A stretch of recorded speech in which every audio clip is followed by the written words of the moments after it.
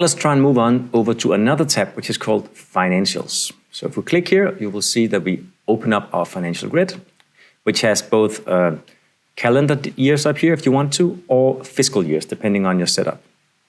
In this case, I can see that in 23-24,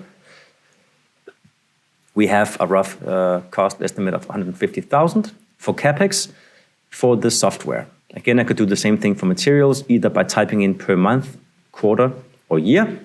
If I do it per year, we're going to add in a number like this, and it will then automatically distribute it into quarters and months.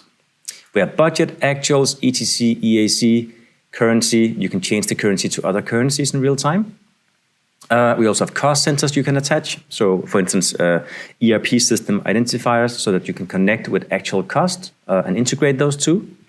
And you can do a whole lot more than just this in the grid. But again, this is a big area to cover. So the point is, in this case, we have the ability to do budgets, actuals, and forecasts. And for that reason, we are also able to roll up this information to the main page that we have over here and see that right now the project has a total budget of 150,000.